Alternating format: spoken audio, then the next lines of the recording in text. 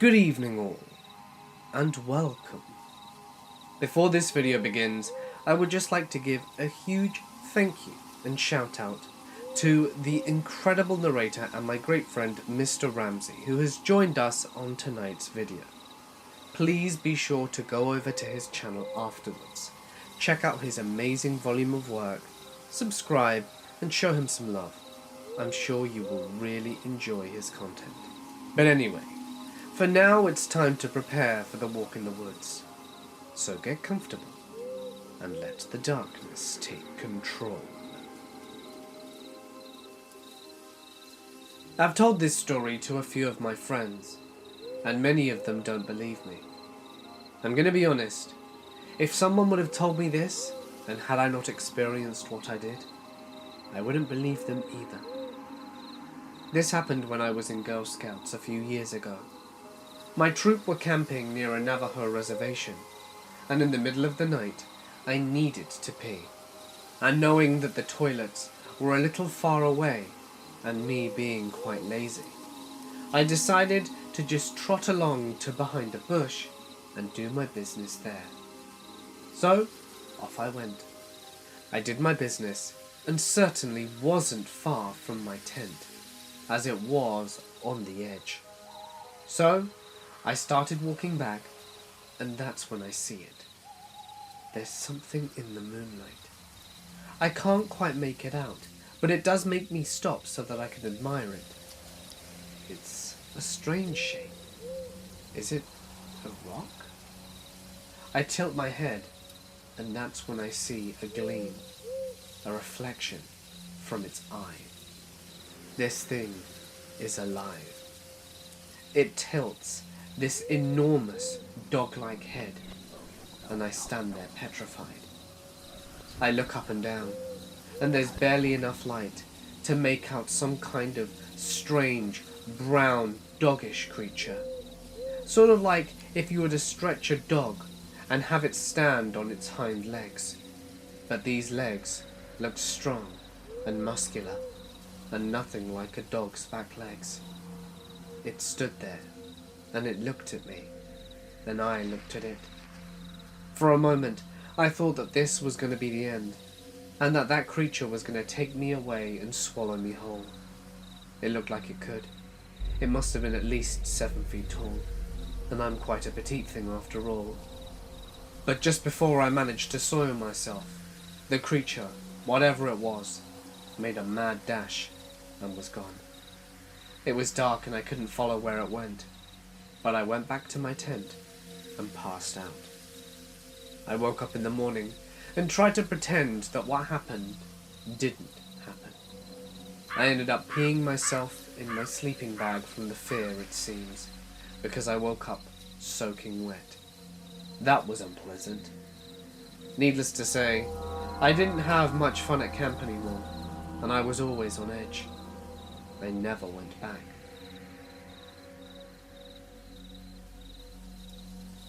One summer I helped a Boy Scout troop I was part of.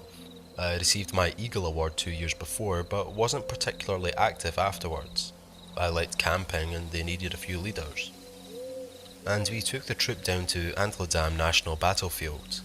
A number of other troops had also come down for the weekend, and we had a weekend full of Civil War education, reenactments, and troops pranking other troops. All of the troops were camped along Antietam Creek on the other side of the Burnside Bridges roads, the side that isn't part of the park. It was pretty easy for anyone to cross the road and walk onto the battlefield to go up to Burnside's bridge, along the creek, and see the field where the Union soldiers massed and tried to cross the bridge. I grew up outside of Gettysburg, so ghost stories about Antietam didn't bother me at all. There's enough weird tales in Gettysburg that other battlefields really didn't faze me. The second night we were there, the troops all hit the hay early due to the fact they were made to march all day by an overzealous reenactor.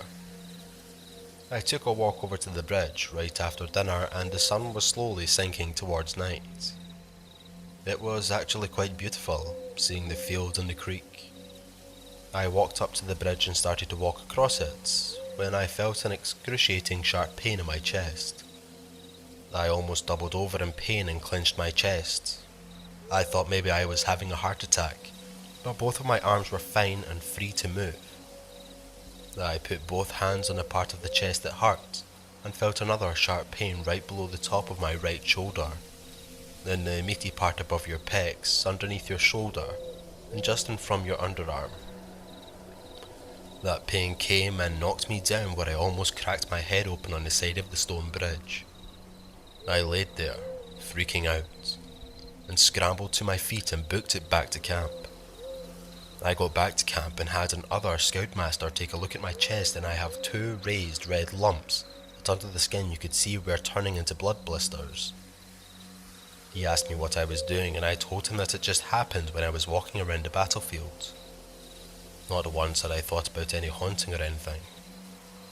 I called it an evening and turned in. The next morning after breakfast, the troops were scheduled to meet with a park official at Burnside Bridge. Our troop and about 4 other ones stood on the battlefield facing towards the bridge where the park official was detailing the history of the battle. When he talked about the bridge, then I paid attention more. I found out that the Confederate sharpshooters took up position on the other side of the creek, and on the side where we were all at was then Union. The Union soldiers were supposed to take the bridge, and were just picked off left and right on that bridge. Confederates lost somehow in the neighbourhood of 500 soldiers, and the Union lost over 15,000. No Union soldier ever made it past the halfway point of the bridge. At this point, my scoutmaster just looks at me, and I'm wondering what the hell happened the night before.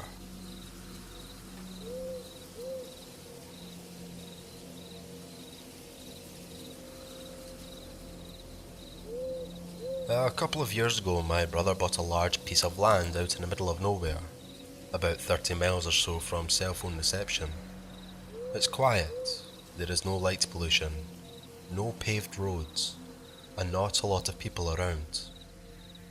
Shortly after he bought the place, 2 of my brothers, the landowner and another, me and our family spent a weekend camping on the land doing our best to clean it up. People had used it as a dump. There were many downed trees, etc. On the second night we camped there, I woke up in the middle of the night to take a leak. As I was walking to the bushes in the dark, I realized that I could faintly hear music. This didn't strike me as odd because I knew my brother had a radio in his camper. I finished up and went back to sleep with no further thought on the matter. The next morning at breakfast, I mentioned the radio and music. Several other people recalled waking in the night and hearing music, but no 2 people heard the same music. Finally, the brother who brought the radio woke up. I asked him about the music and he seemed a bit freaked out. He woke up sometime during the night and went outside to smoke. He heard music as well and had assumed it was someone else. I should mention that he was the only one with a generator and a radio.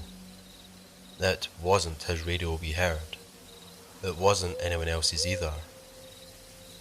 I've been back several times, but I'm a bit freaked out by the place at night. I have fun while I'm there, but I'm almost always armed and I don't sleep in a tent anymore. I sleep in an SUV with the doors locked. It may seem kinda dumb, but realizing that everyone heard different music when there are no people, no functional radios, and no electricity is quite creepy.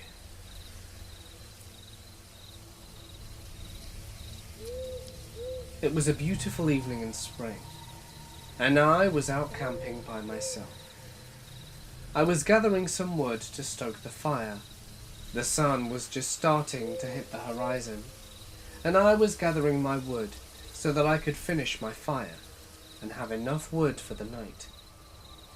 That's when I heard something, a rustling in the trees. Now deer are common in the area, but it sounded different. I look around and don't see anything, then continue my walk until I get some more sticks, and calculate that it's just about enough and start making my way back. I'm still admiring the sunset as I'm walking back to camp when I hear something again.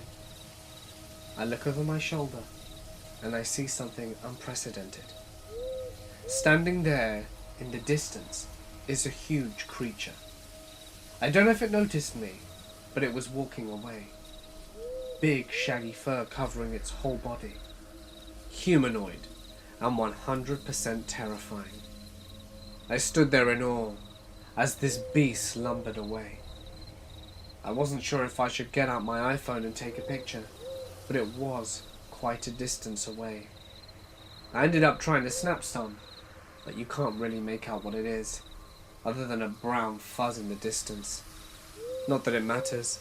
No one believes me anyway when I tried showing it to them. I just thought maybe you guys might understand it a little bit better. Things are out there. I've seen it, and I'm scared.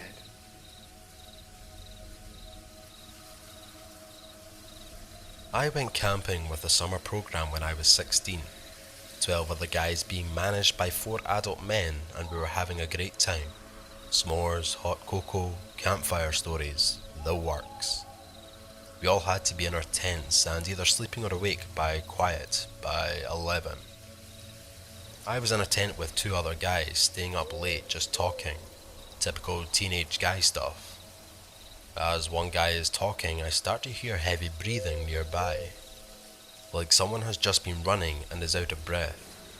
I ignore it and keep listening, and I figure I'm just a weird kid hearing things.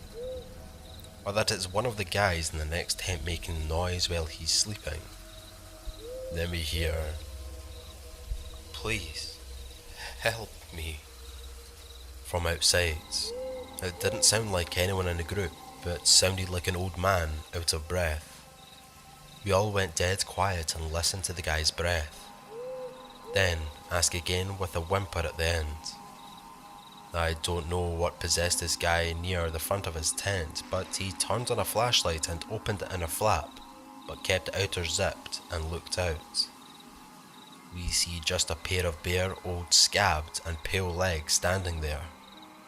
It looked like the guy had been walking nude through the woods for some time. He asked for help, but kept standing there. We were all paralyzed with fear, but the guy at the front managed to say, "Keep walking down the trail, our ranger should be around soon." The guy stopped breathing and said, No rangers. They keep me here." It was at this point someone else finally spoke up. A chaperone came out of his tent with a flashlight and cautiously asked him, "How long have you been out here? What happened to you?" The old man didn't answer. He just started sobbing and ran off into the woods. We saw by the flashlight that he was completely naked and emaciated.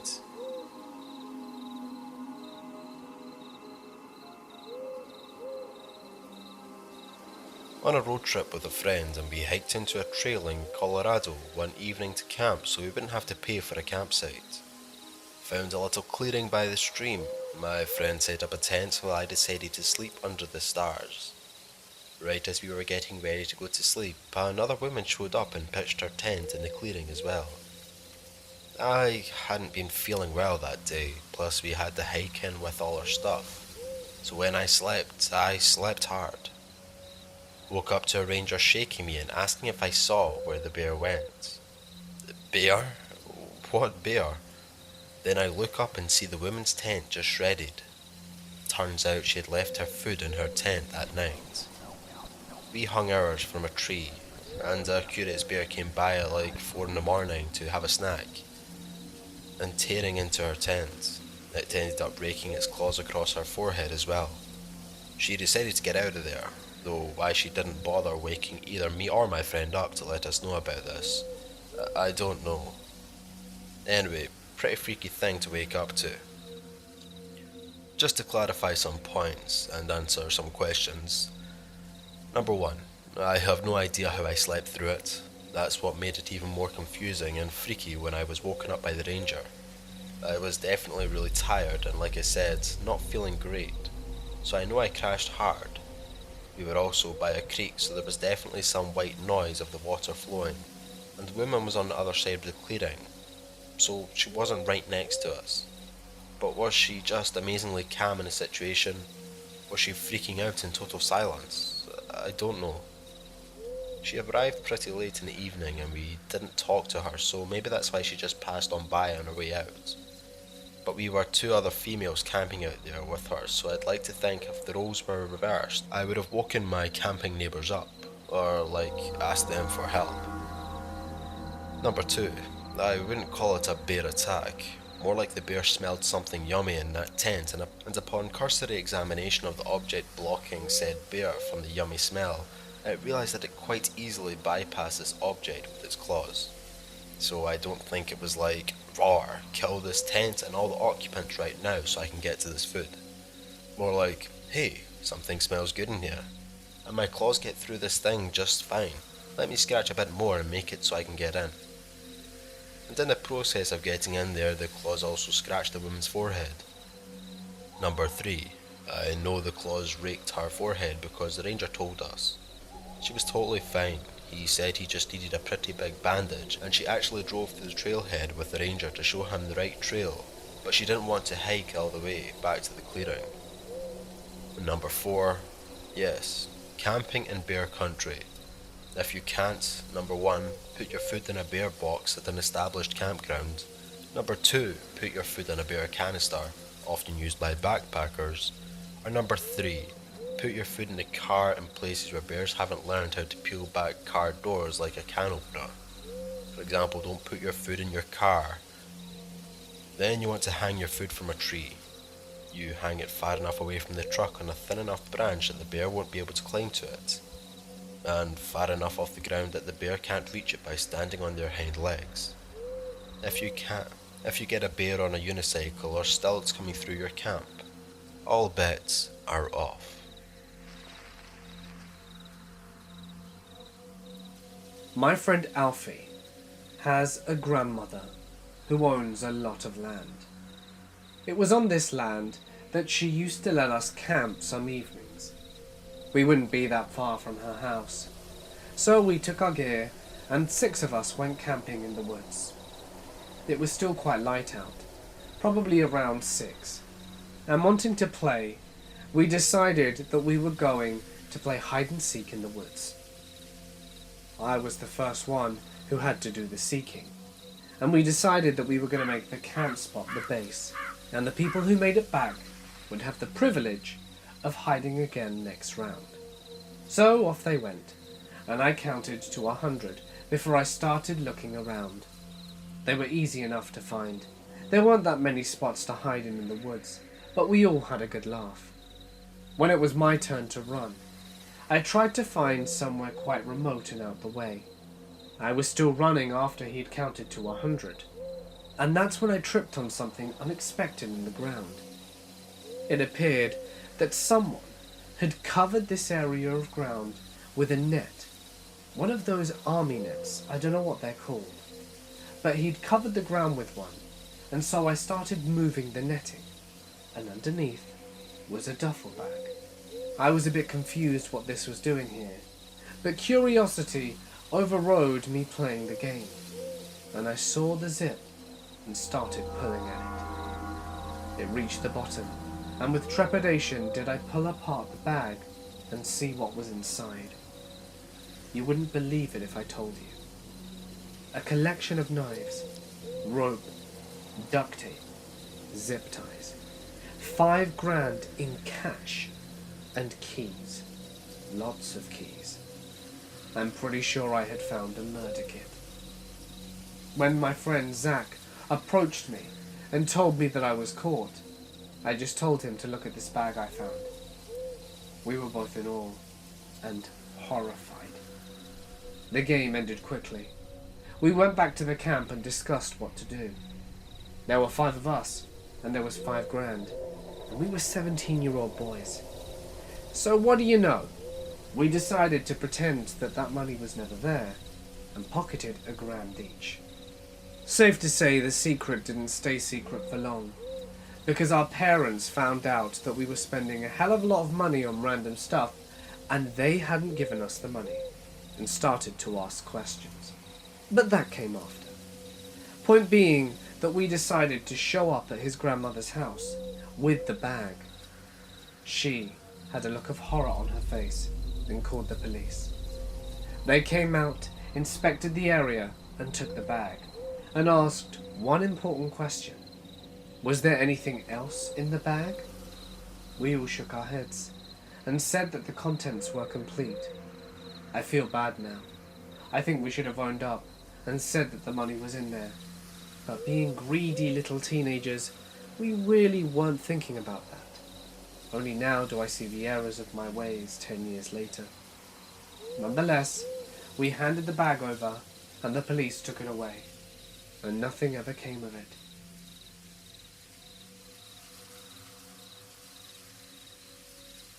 Just a few weeks ago, we were on a road trip from BC to San Diego and we came upon a campsite just outside of Crescent City, California. We drove through. One side of the campground was relatively empty. I noticed a few scattered tents, but nobody close to the location we needed up picking. We had tons of space. We wanted an early night, so I started a fire while my girlfriend started cooking. We ate, had a few beers, and climbed up to a rooftop tent with our dog by 9 PM or so. I had a rough time sleeping and woke up a few times, but finally fell into a deep, decent sleep. In the pitch dark with all our tent windows and canvases closed, I was awoken at 1 AM by someone whistling outside of our tent, the tune of "When the Saints Come Marching In." After a few minutes of this repetitive whistling, I nudged my girlfriend, who awoke and was obviously freaked out as well. The whistling then turned to chanting things like, "When you sleep here you disrespect me, and when you disrespect me, you disrespect the US Marines." The person would start spelling out words like "flee." The verbiage and tone kept getting more aggressive, so we decided we had to make a move. I slowly unzipped the tent while our guard dog was snoring and got my head out of the tent. I took a few seconds to let my eyes adjust and figure out where the person was. I felt more confident once I could somewhat see and hear, so I climbed down. The girlfriend passed me the dog and she climbed down too. We flipped the tent up without securing it and we jumped into a truck while the person was still whistling, and we booked it to a motel in Crescent City. The next morning we drove back to get the few belongings that weren't in the truck, and the family had been camping a few sites over said it went on for another 2 or 3 hours, and it was the scariest thing their family had ever experienced.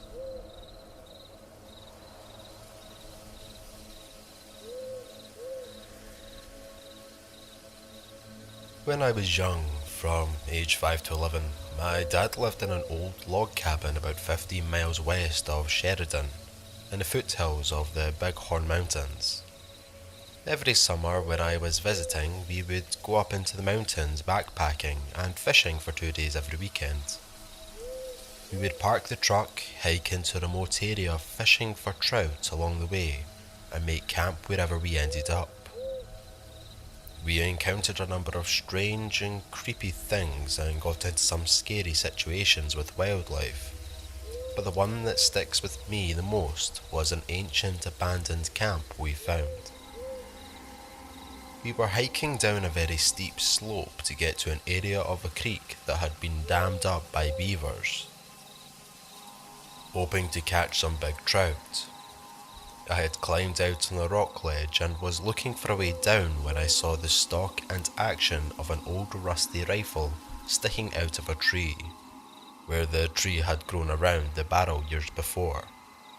It was about 10 inches above the ground.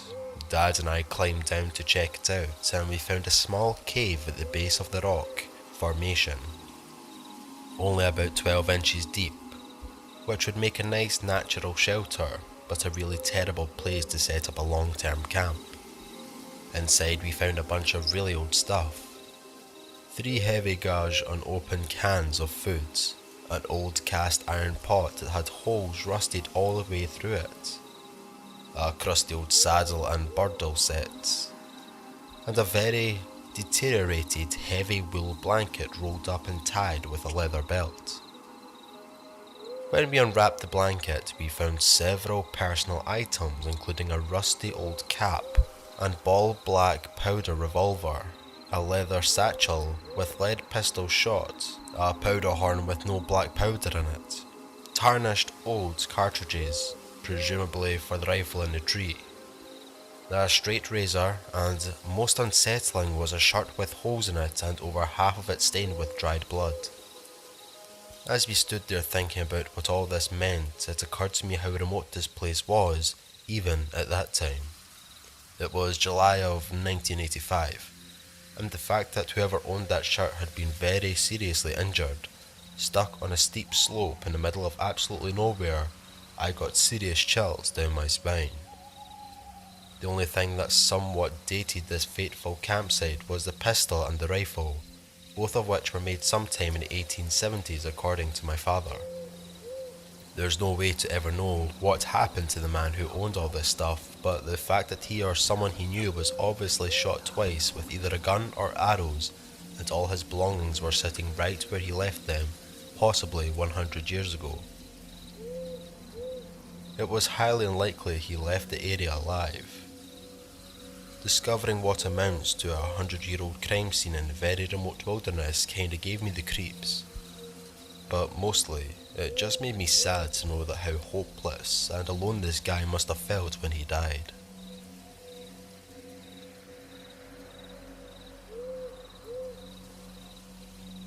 A few years ago, me and my best friend had an idea to launch an eco-friendly fashion brand and design our fashion around nature and the patterns within it. You'd be surprised how many amazing patterns nature has, and I was really into exploring and finding all these cool and quirky patterns I could make from them. It's a bit hard to explain, and a lot easier to see.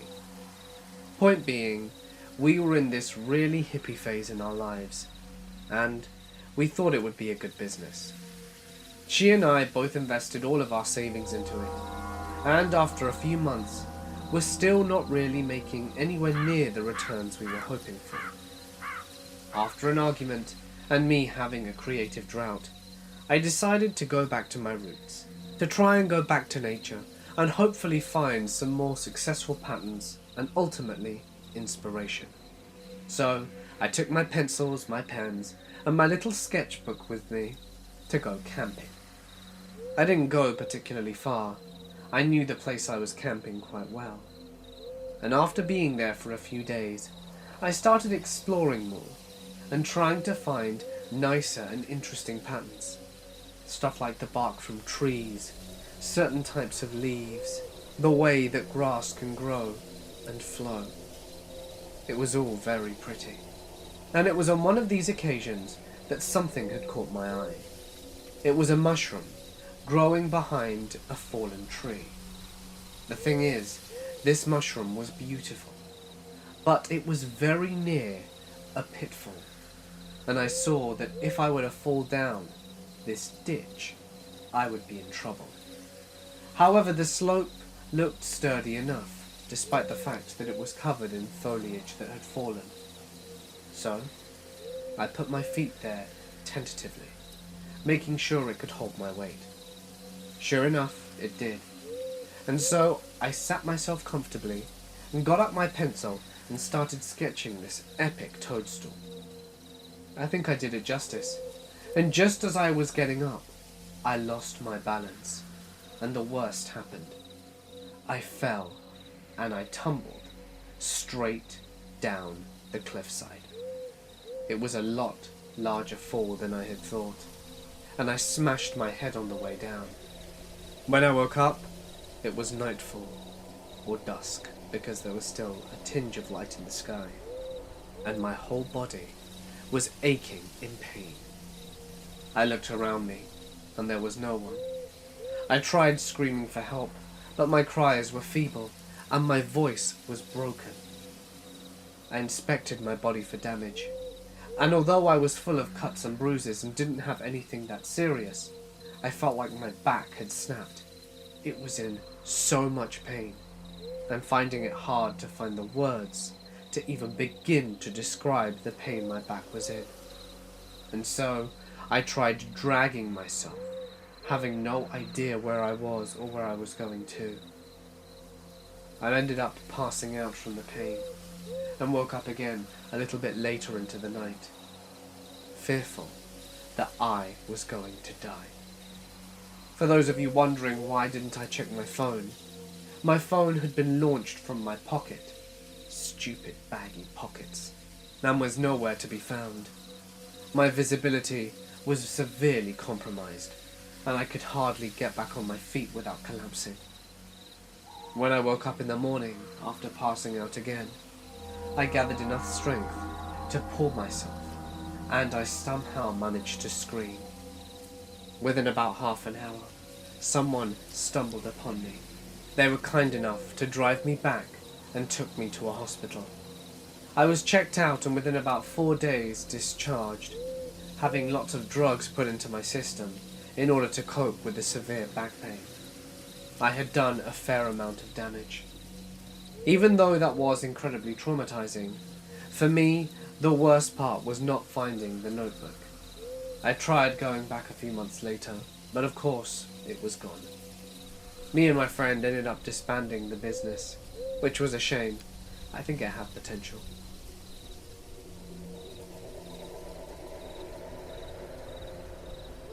A few years ago I was camping in the Everglades in Florida with a few friends. We all had gone into our separate tents and were starting to fall asleep. The area was pretty noisy with bugs, crickets, birds, etc. I heard this very low vibration, sounding almost like a low roar. It was powerful enough to vibrate in my chest. Suddenly, everything in the forest shut up. No bugs, no birds, nothing. About 30 seconds later, my phone vibrates and it's my friend in the other tent texting me, asking if I heard the same thing. The four of us kept texting each other, wondering what it was. About 10 minutes later, all the animals slowly started making noise again. I slept that night with my machete at arm's reach. A lot of people are saying it might have been a gator. We were in an elevated area that was far from any streams or ponds. Now it's possible there might have been a pond with a gator that we missed, but the very big ones tend to hang out in lakes.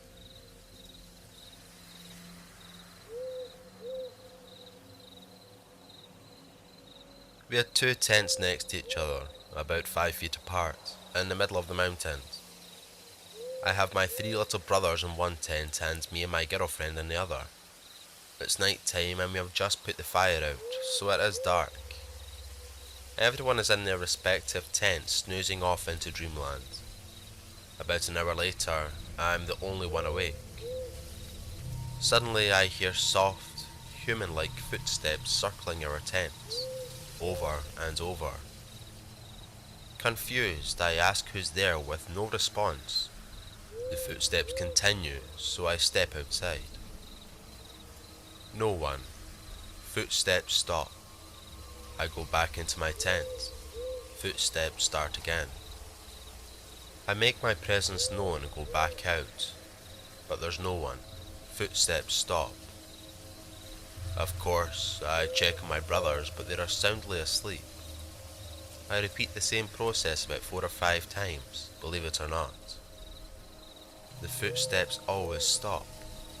I end up just going to sleep to the footsteps and not caring. When morning comes, I ask my brothers how they slept, and they respond with, "Fine, except for you walking loudly around the damn campsite all night."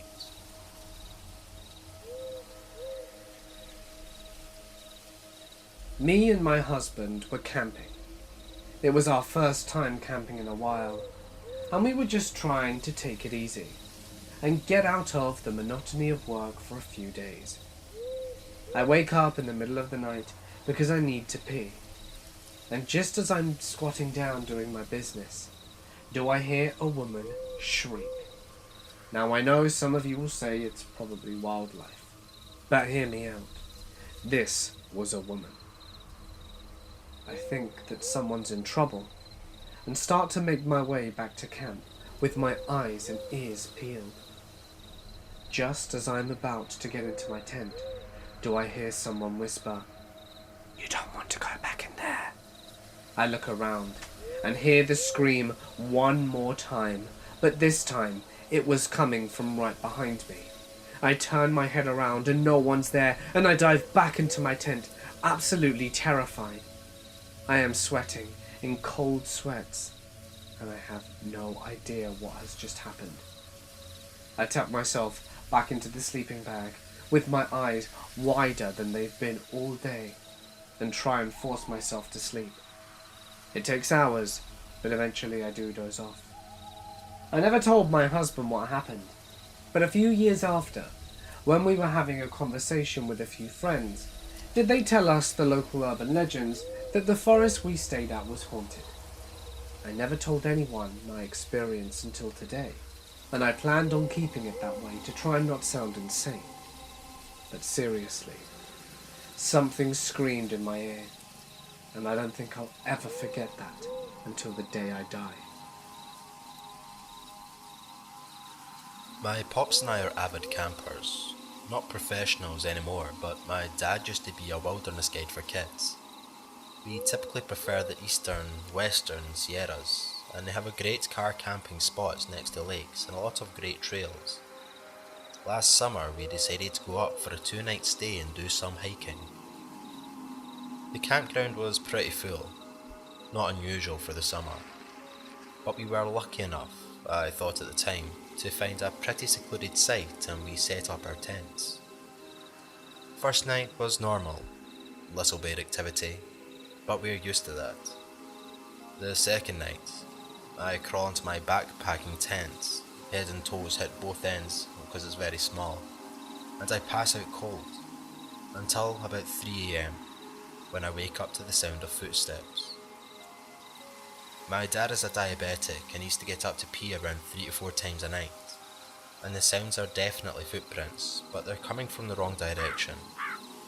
We were located next to the bathroom, so the footsteps shouldn't be moving in that direction, but they're coming closer to my tent. They stop about a yard short, and the breathing gets really heavy. I first brush it off as my dad, maybe lost without a flashlight. The breathing goes away, so I fall back asleep, but only to be woken up a few minutes later to breathing right above the tent. You know that rush of terror up your spine? Yeah, I had that. This wasn't Dad.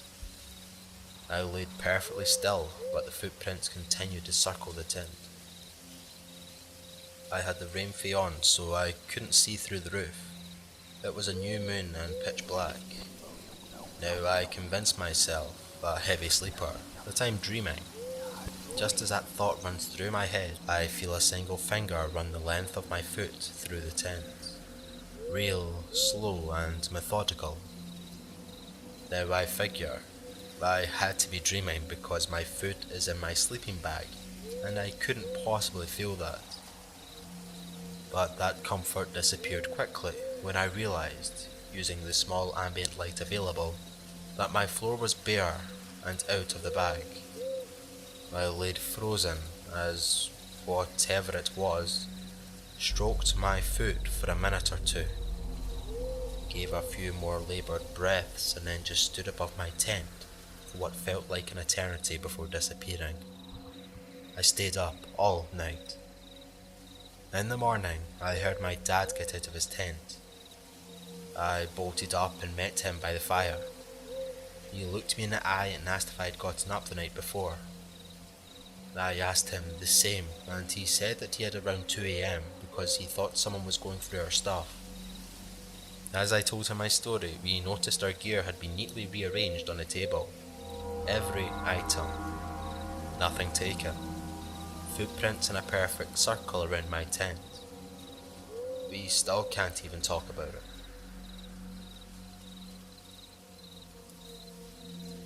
One night I was camping near where an old river dam had been. I pulled the canoe in late, so I just draped the tarp over the canoe and crawled in underneath it and fell asleep. In the middle of the night, I woke up to the sound of roaring water. I crawled up out from under the tarp and the sound stopped. I thought I must have been imagining it, or the wind through the trees or something.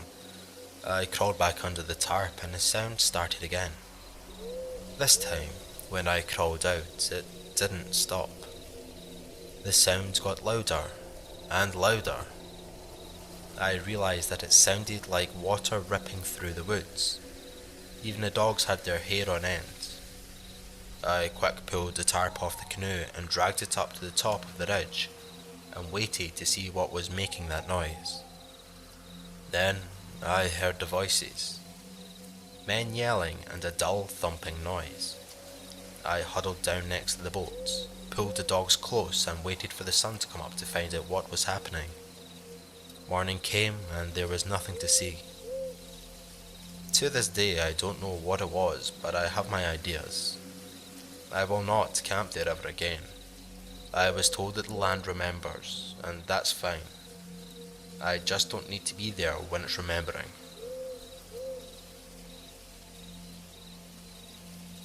I've been a park ranger for a few years now, and every once in a while, me and some of my buddies get together and have a few drinks at a local bar. On one of these occasions, one of the friends asks us what was the creepiest thing that had happened to us while working as a park ranger. Now, I personally don't have any stories other than run-ins with wildlife and such. But that's when one of my other friends, Brad, shares this. He was fairly new to the job, and on a routine inspection discovered a tent. He had a look around. The food was fairly fresh, plenty of personal belongings to indicate that it was still in use, and he decided to carry on. The only reason he decided to check it out in the first place was because some people had reported it been there for a while. Clearly, it was still in use though. And that was it. He went off and did what he had to do. About 3 weeks later though, he was in the same area, and went back to check on the tent, assuming that by this point, it was probably gone. However, when he went back, everything was exactly as it was left the last time. He remembered how eerie it was, stepping inside and seeing the food that before was fresh, now decomposing in plastic. He found this quite grim. Everything had been left untouched, so he decided to leave it. He wasn't sure if this person just didn't care for cleanliness, or if perhaps they weren't coming back at all. He came back 1 week after, and sure enough, things hadn't changed. So the procedures were put in place to remove the tent and its contents, and that would have been the end of it. But a year after, something strange was discovered. They found the partial remains of a skeleton buried deep in the undergrowth. Brad to this day is unsure, because he never did pick up any information about the investigation, if perhaps the missing camper, or the person who owned that tent, was the one found. To this day, he still questions it, and now, so do we. This happened in 81 or maybe it was 82, I'm not too sure anymore. I had made friends with a fellow I worked with and offered to take him gigging for frogs. He was from the city and had never spent any time in the woods at night. The farm I had permission to go to was only about a mile from my place. My friend showed up at 10:30 or so and I gave him a gig and a flashlight. We decided to walk to the other farm. We didn't get far before we both heard something walking in the dark to the side of us. Now, I've been in the woods all my life, and I've had plenty of deer follow me, but I wasn't going to tell him that. It was clear he was getting spooked, so we climbed a fence and continued on. Then we heard something else climb the fence. Deer don't climb fences. I tried looking around with a flashlight, but he wanted none of it. You could see the house lights of the place we were going to, and he ran off on me. and he beat on the guy's door until he let him in. By the time I got there, Mr. Barber, the landowner, and his wife was out on the porch and wanted to know what was going on. Mr. Barber and I went back and had a look around but found nothing. My friend refused to walk back and Mr. Barber gave us a ride back to my place. We never did find out what or who it was that was following us. My friend decided that frogging wasn't for him. He also refused to go on several fishing trips I had invited him to. I can't say I was too comfortable with what happened, but I hadn't let it stop me from frogging.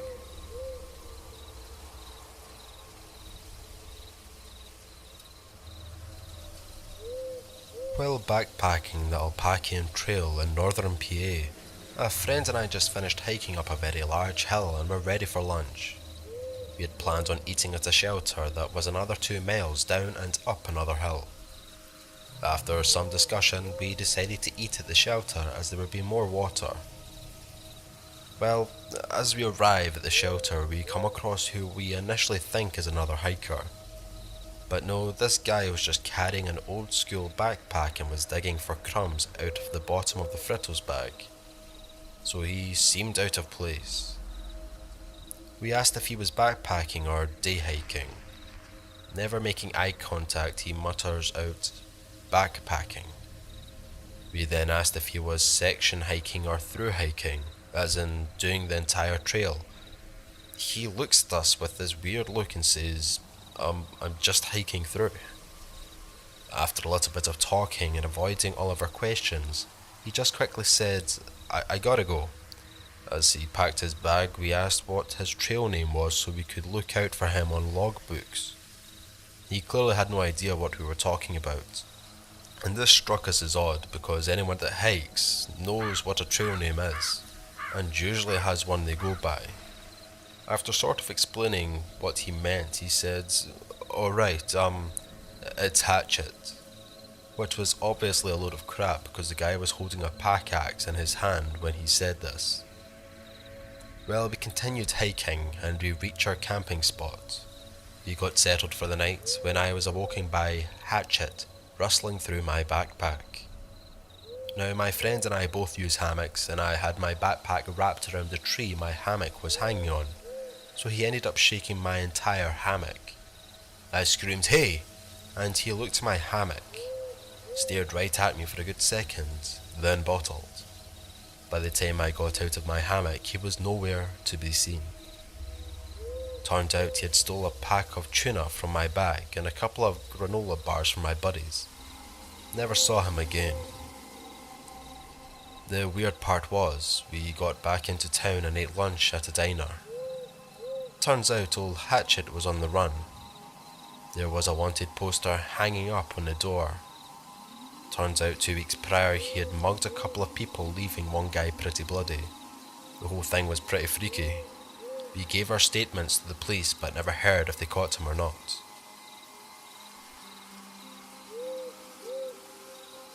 I was going camping a few weeks ago with some friends. We had all decided to just get a few beers and have a nice chill-out session with a campfire. That's what we were doing. But at some point, my friend Emily wanted to know what was around the area and insisted that we all put our beers down and have a nice little walk around. So, that's what we did. Emily was the first to shoot up and started going off in a random direction. We all followed, and within about 15 minutes, we came upon an old, dilapidated house. It looked like a house that had been standing there for about 100 years, entirely made out of wood. And you know what? We were somewhere so remote, I think we may as well have been the first people to discover this in a long time. Or so I thought. We have a look around the outside, and we try the front door. It swings open with no resistance. And as I'm looking around, Emily is heading upstairs, and she lets out a small gasp. We all run up to quickly check what's going on, and that's when we see it. The skeletal remains of a person in the corner. Judging by his jeans and his top, maybe a man. We all look at each other and nope out of there. When we get back to camp, we report it to the police. And after some follow-up a few weeks later, we get informed that it was a homeless man that had disappeared about 15 years ago. He'd probably wandered in there, run out of money or food or something, and died up in that dilapidated wooden shack. Shame, really. Quite a sad way to go, all alone in the middle of nowhere. I work in the outdoor field and lead trips regularly. I once led a trip to the top of Mount Stringer in North Carolina. It's a tough climb to get to the top and about 6 miles from the nearest road. I was leading a group of 8 middle school kids and had one co-instructor. We were camping out on top of the mountain and it was a beautiful night with a full moon. The kids and the other co-instructor went to bed in their tents. I chose to spend the night in a hammock that night. I was really into a book and was reading, so I stayed up and read until about 10:30 p.m. I turned my headlamp off to settle in for the night. Everything around me was rather bright from the moon, and from the position I was in, I could see down the trail we had hiked to get to the top. I laid there enjoying the scenery and noticed something moving on the trail. Bears are common in the area, so I perked up. As it got closer, I could tell it was a person. We were in the middle of nowhere, and there was something or someone hiking up the trail with no headlamp or any gear. I was just frozen, watching this person move closer to our camp. The person arrived at the top of the mountain where we were and just stopped. I watched as what appeared to be a man surveyed our camp. I really could only see the outline of him, and he stood there for what seemed like 30 minutes, but may have been 10. He then turned and sat down under a tree facing our camp. He was sitting up in a way that I knew he was trying to sleep. He just sat there staring at our camp. I had no idea what to do. I decided to wait it out. So I waited, just staring at the man while he stared at my camp. This went on till about 3:30 a.m. Then he stood up, took a moment to survey my camp a few minutes longer, and then went back down the trail he came up on. I, to this day, have no idea what that was all about, but it freaked me out. I was paranoid that we were being followed for the rest of the trip.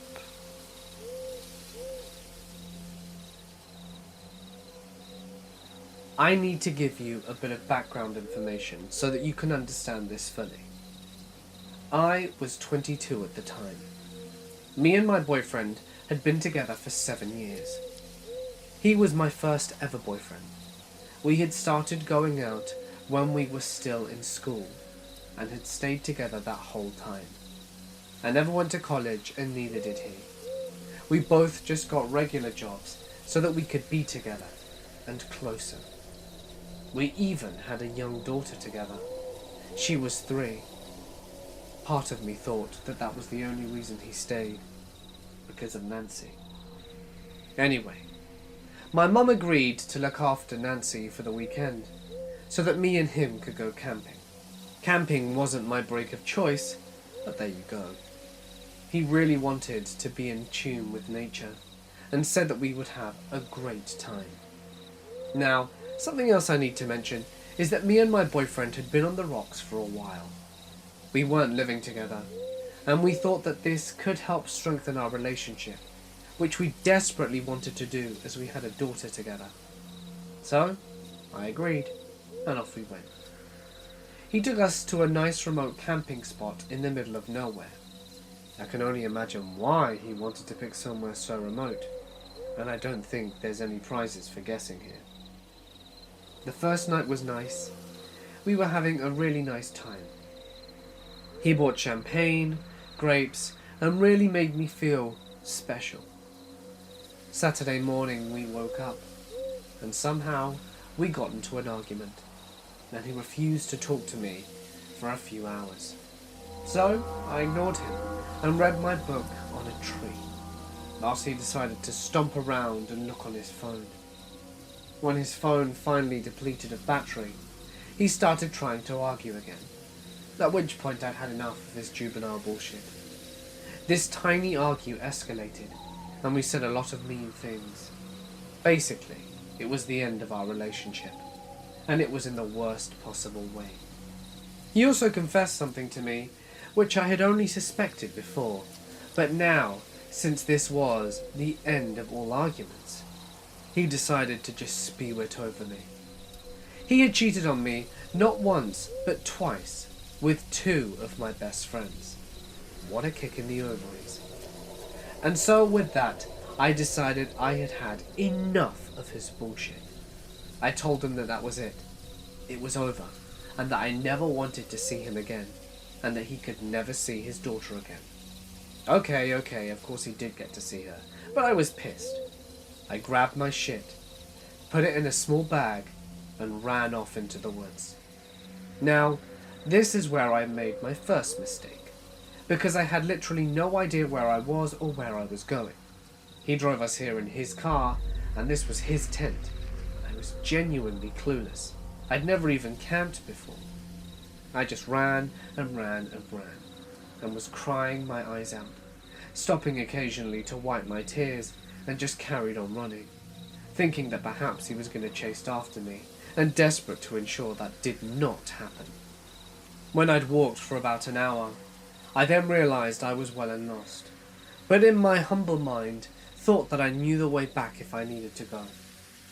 Somehow I told myself that in a few hours I would make my way back. I'd walk back, we'd sort of make up, maybe, and everything would be fine.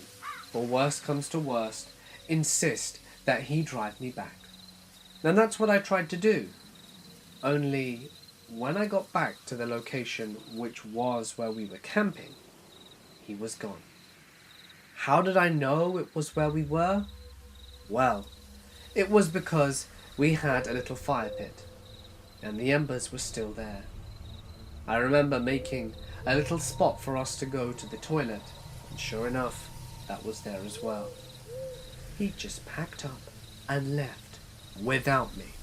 And of course, he killed his phone by draining the battery, so there was no way of letting me know that he was ditching me in the middle of nowhere. Now I was starting to freak out, and the light was depleting from the sky. I panicked. I started walking towards where the car was, but the car was gone. He'd driven in through some rural backcountry roads, and I told myself that my best chance was to follow these roads. The darkness approached very quickly, and without any light in the sky, I was alone in the dark. I couldn't see my way, and after falling down a few times, I walked into the foliage, lied down on some leaves, and cried myself to sleep. I was absolutely terrified. The whole night, small noises kept waking me up. Think of the fear of being stranded, having no idea where you were. I was shitting myself. I just can't explain how terrified I was. In the morning, though, I got up and I felt a little bit better, and I walked my arse off down all these roads, but every road seemed to lead somewhere I didn't know. This was backcountry. These could have been old logging roads for all I know, and it seemed to be an endless maze of going nowhere. Darkness was approaching once more, and I was incredibly hungry and absolutely exhausted. I was crying to myself, because by this point my phone was dead as well. And of course yesterday, when I tried telling myself I could leave by myself if I just followed the path, I was way too stubborn to give him a call, or give anyone a call for that matter, and now the option was gone as well. The next day, I woke up again, still stranded, genuinely thinking that I was going to die out here in the wilderness, when fortunately, I saw a passing van.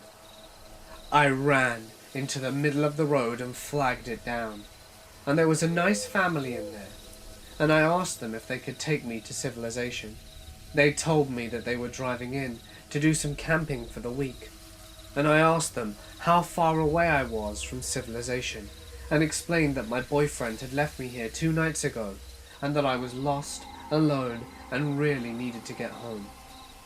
They took pity on me once I explained everything. I hopped in and had a nice conversation with their 2 sons. The drive back to my house took nearly an hour, and I gave them $100 and was so grateful for their help. They were happy with the little tip and were just glad I made it home, and went on to do their camping trip.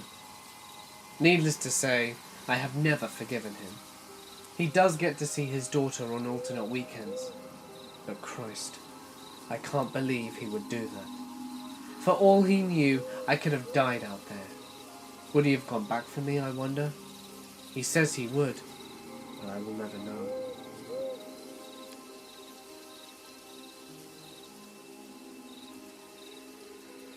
Not something I experienced, but my sister and her husband did. My family used to have a cabin on a lake in the Northwoods. It's a lake with no public access. On the other side is, or was, an old girls' camp that the state was letting fall apart. The camp had a large 2-story main house that was mostly intact at the time. My sister and her husband decided to check out the camp one day. They canoed over and started to walk around. They went into the main house first. They walked around for a bit, and then they heard heavy footsteps coming from upstairs. These footsteps turned into someone running heavily toward the stairs. My sister and her husband booked it out of the house, but they could hear the steps coming down the stairs and on the main level as they ran out. They opted to run around the house instead of heading back to the shore. They never saw who it was, but they heard them enter back into the house, and then they heard them storm back outside again. They went into the woods this time and heard someone running in the woods after them. They took the long way round to the lake back to the cabin. My dad and I had to go back later that day to get the canoe. We never heard or saw anything.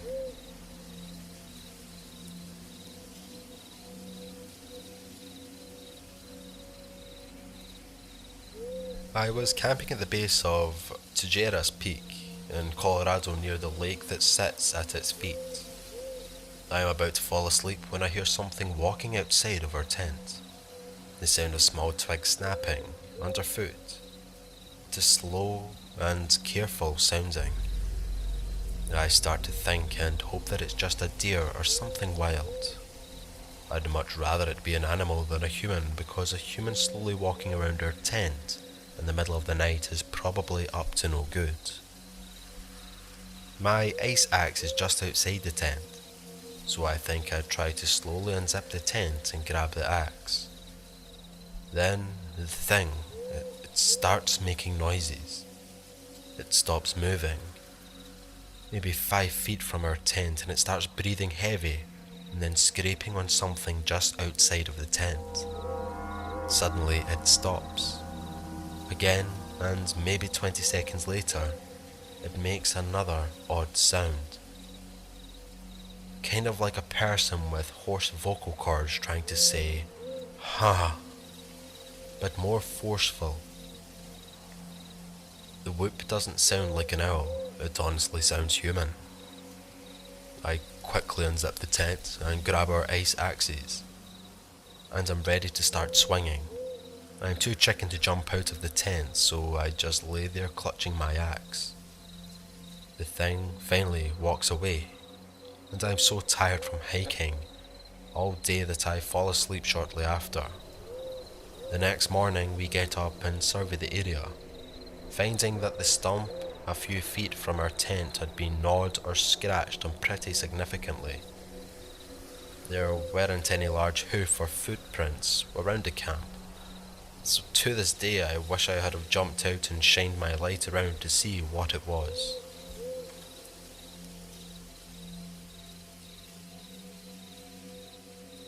Allow me to give a bit of backstory. My wife and I had 2 beautiful baby girls. Before we had kids, we had both been very outdoorsy, active campers, and explored all over the country. However, you know what it's like when kids are small. It's very hard to organize and almost impossible to carry out.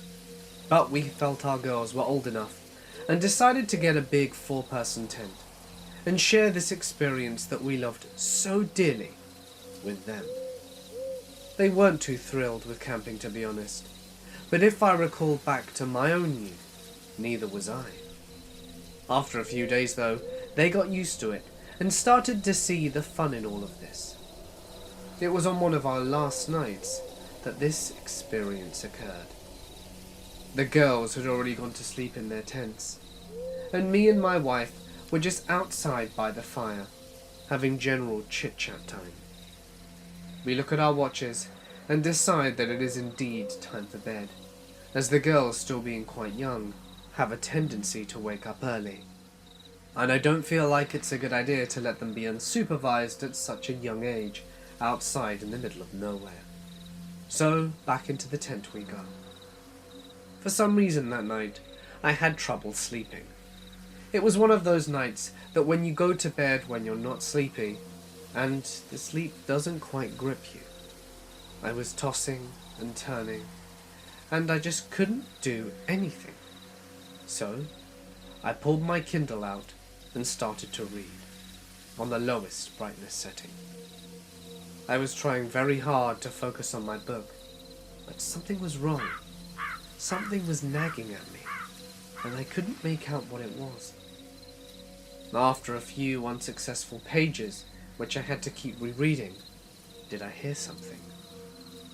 In the bushes, nearby, I could make out a sound. A rustling. It sounded like someone was coming this way, or something.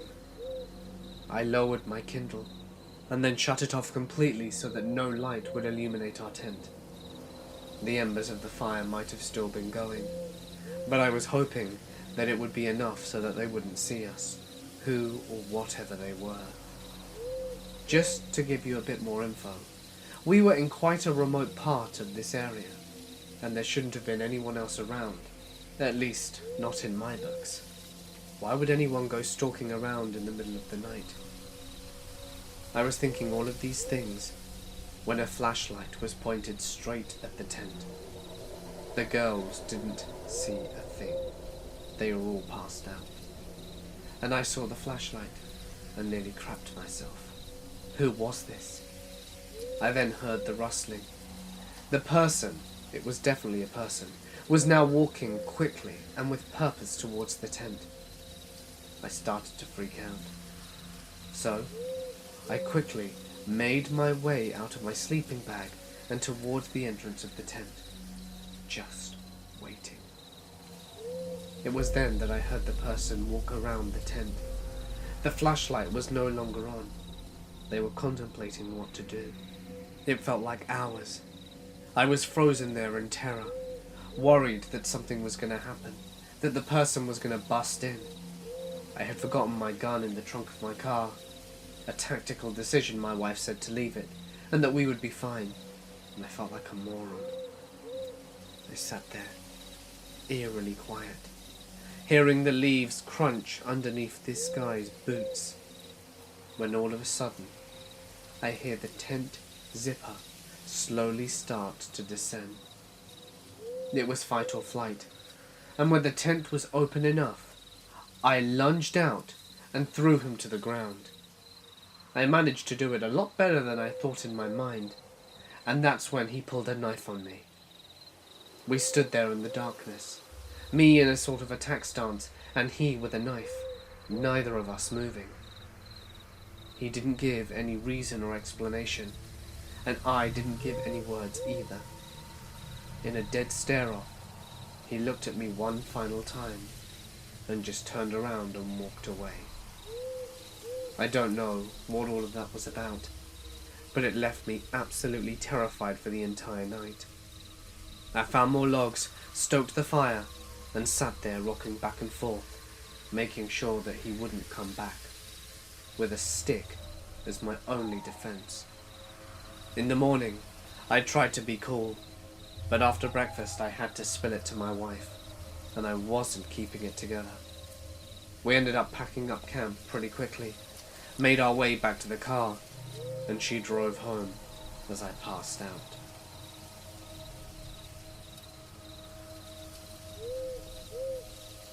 Around 18 months ago, when my girlfriend and I first got together, we went camping regularly with a couple of friends in a large ancient forest.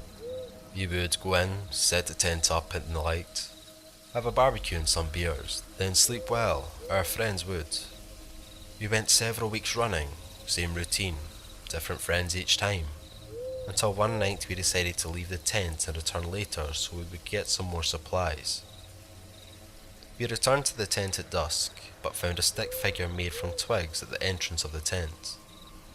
We smoked a bit, had some booze. One of our friends, who reluctantly joined us on this occasion, turned strange. He disappeared into the woods, which we found strange as he was petrified on the way into the woods. And then when we could hear nothing but singing for at least an hour, he eventually returned and he continued to party until it started to rain heavily, at which point we decided to call it a night. We woke up in the morning and decided to pack the tent down. It eventually became obvious that the trees surrounding our tent had the same shape as the figure carved in the bark. We pretty much rushed to get out of there and came across a still burning pit of fire surrounded by felled trees. This was the final straw, so we ran the remaining mile back to my car. I have to add that the woods I'm talking about has a history of deaths and suicide, and has also had reports of witchcraft too. In fact, the surrounding 20 miles has quite a lot of stuff just like that.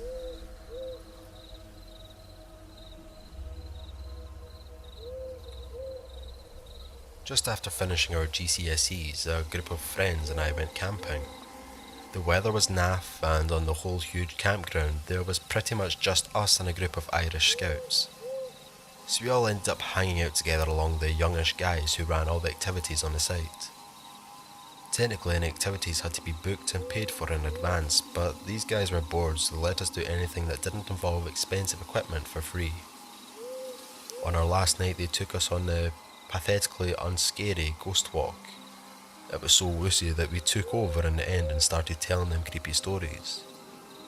When we were all pretty much ready for bed, our group went across the field in our tents, all laughing and joking until one of the other girls stopped still and said loudly, "What's that in the front of our tent?" There was a short, white figure pacing in front of one of the tents, about 30 feet away from us. It was dark, but we could all see it as a solid-looking shape. One of the girls screamed and it stopped pacing and rushed at us. I've never run faster in my life. I lost my shoes halfway across the field and kept going straight onto the tarmac road and down to the activities building. We went back with about 20 scouts and some burly guys with big lanterns, but there was nothing to be seen. Who knows, it was probably just mist or something, but it was scary at the time. It hasn't put me off camping though. I just needed to man up.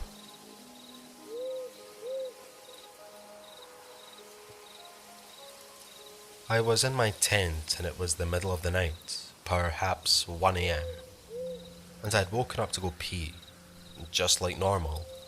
I was about to unzip the tent when I heard a small, scratching sound, so I paused.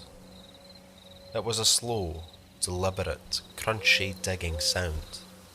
It was too rhythmic for an animal, so after making sure it wasn't my dad who was sharing the tent, I unzipped a corner of the door and peeked out. The moon was just bright enough for me to see a young woman squatting right next to our little two-man tent, digging at the ground with her bare hands. My dad went and shined a flashlight on her and told her to go back to wherever she had made camp. The woman got up silently, leaving a 4-inch deep hole next to the tent, and started walking away. I went outside, went and peed, and got back into my sleeping bag. A few minutes later, I was awoken again by a clattering sound of a person or an animal walking around where we had put our stuff. I looked outside again, and the woman was crouched low, walking around her stuff and looking at things the way a monkey might. My father stepped out of the tent, shined the flashlight on her again, and she faced him. He asked her to kindly leave their stuff alone, but she just stood there, dirty and neglected looking, but clearly not malnourished, staring at his light. He gave up and went back into her tent. Soon we heard her digging again at her little hole, which was literally 6 inches and 2 pieces of thin nylon away from my head. I shouted for her to go away, and she ran away in an animalistic kind of way, and never returned. I fell back asleep, and in the morning our stuff was scattered, but luckily nothing was stolen.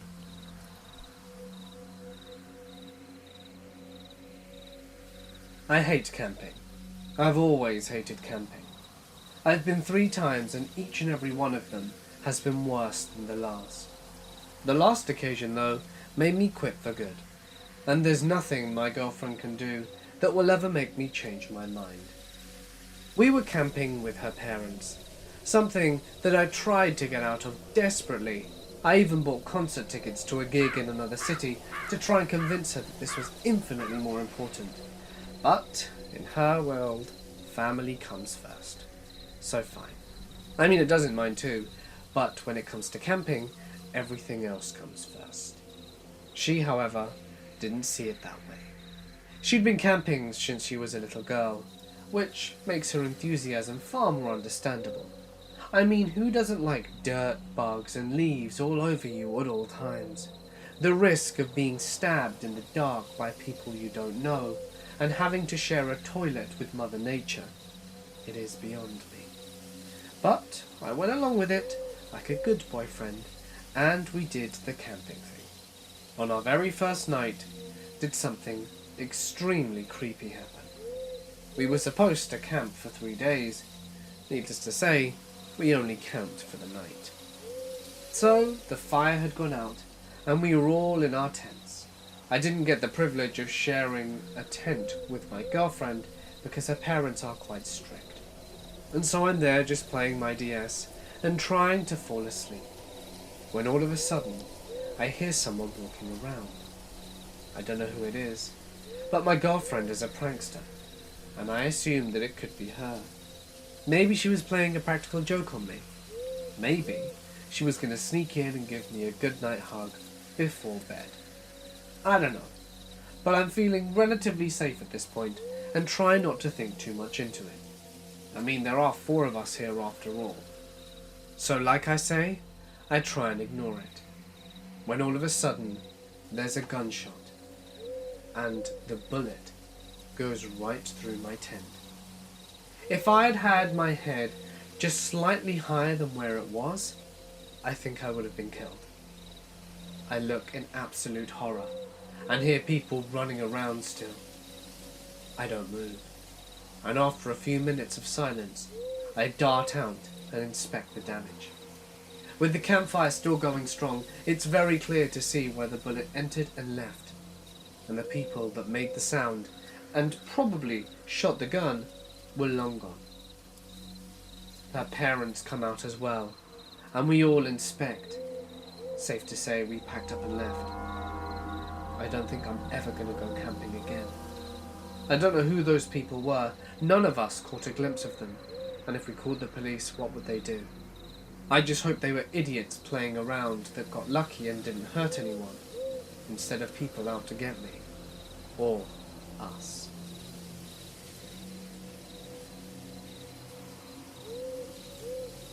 This happened to an acquaintance of mine and his son. This took place back in the early 90s. He had taken his young son for a father and son type hike out of Skagway. If any of you are familiar with Skag Patch, there is quite a network of trails above town at lower Dewey Lakes. So, it's evening, dinner done, tent up, bedtime. Sometime later, around midnight, he's woken up by the tent shaking violently. Then silence.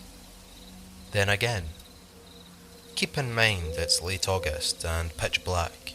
I mean as pitch black as you can get under the heavy coastal rainforest with no moon.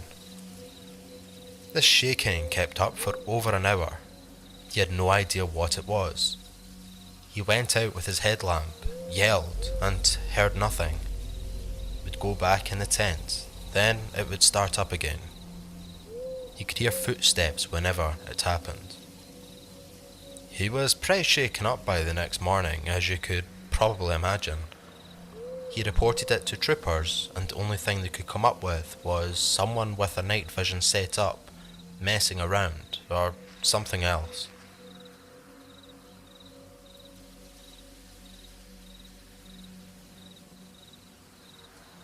Me and my friend were camping one night, and we were just outside of a circle of cabins. It was a bright night, with all the stars shining and the moon was well lit. There was a campfire going, and in one of the big cabins there was a party going on with music and so on. We were walking, and we both got a really weird feeling, as if we were being watched. We both turned toward the sea. We saw a blue figure. It was very tall, at least 7 feet, walking through the trees. It made no sound at all. It was a bright blue and glowing figure walking through the forest. It was emitting a shimmery aura, and my friend and I both became very frightened. We shouted at whatever that thing was, and we were asking it what it was. We got no reply, of course, but we expected one. We stared as it walked away and out of our vision. We didn't dare follow it. We then ran back to the group of people at the campfire, screaming and describing what we had just saw. Another friend of mine claimed he was watching it from a distance, not far from where we were, and was just as frightened as we were.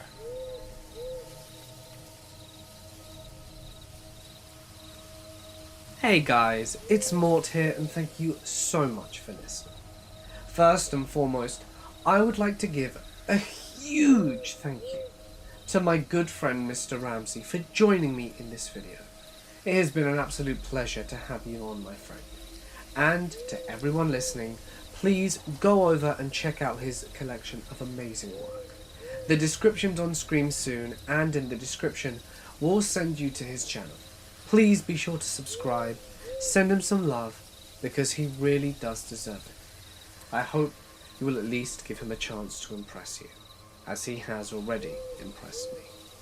But anyway, for now guys, it's time for me to sign off, because it's time for you to follow the link and check out Mr. R. Stay awesome, and I'll see you in the next one.